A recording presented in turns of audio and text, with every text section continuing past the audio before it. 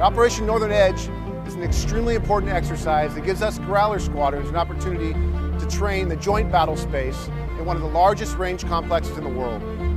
So we have a lot of ranges all across the country, but nowhere like Alaska can we train in size and scale in large force exercises like we can an exercise like Northern Edge. The Gulf of Alaska's beautiful environment supports many important natural and cultural resources. This vast, ecologically diverse area is home to many important bird, fish, and marine mammal species. Alaskans depend on this unique region for commerce, subsistence, and recreational activities. It is also an important training area for the U.S. military. The Navy has safely trained here for more than 30 years alongside our partner military services. Every other year, the Navy typically participates in the joint exercise known as Northern Edge. U.S. Pacific Air Forces hosts the exercise on the behalf of the U.S. Indo-Pacific Command. It takes place for about 2 to 3 weeks in the spring, summer, or fall timeframe. The Navy's temporary training area during exercises is located beyond U.S. territorial waters or 12 nautical miles from shore, to help reduce the potential to affect marine species and to minimize impacts to Alaska Native, commercial, and recreational fishing. The Gulf of Alaska is an ideal training area for a number of reasons. It's close to existing Air Force and Army training areas. It has unique oceanographic conditions, including a cold water training environment, and it has a large space available to support complex, realistic training scenarios. Northern Edge exercises are designed to replicate challenging real-world scenarios and prepare military personnel to respond to them.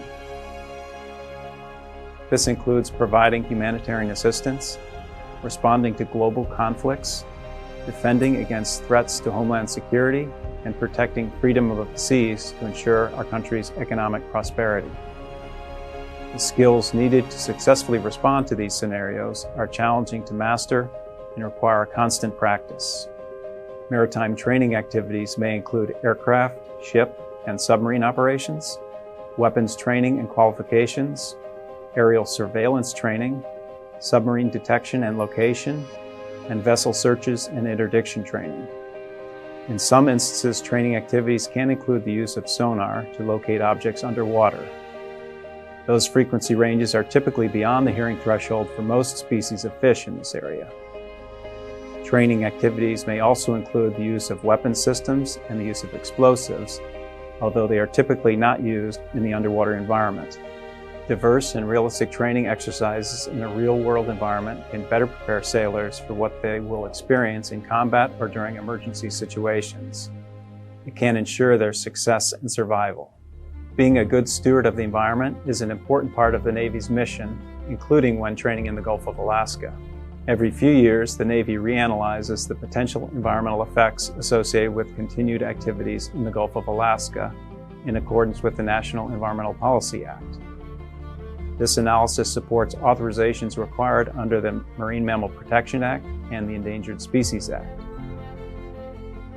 Our previous analyses determined these training activities would not have significant effect on the environment. Of note, the majority of potential effects to marine mammals would be temporary behavioral responses without injury or long-term impact. Typical examples include changes in vocalizations or changes in swim speed or direction. The Navy is committed to protecting the Gulf of Alaska's marine and coastal resources. Since 2009, the Navy has funded approximately $6 million for marine species monitoring in the offshore waters of this area. This scientific research has helped the Navy develop a variety of mitigations to protect the marine environment during training activities. These mitigations were developed in consultation with regulatory agencies and with feedback received from the public, tribes, and other key stakeholders.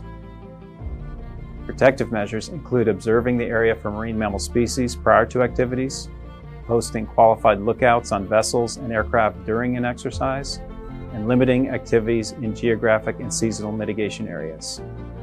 More information about the Navy's analysis of potential impacts during training activities can be found on our GOA EIS project website. To learn more about Navy-funded research in the marine environment, please visit the Navy's Marine Species Monitoring site listed here.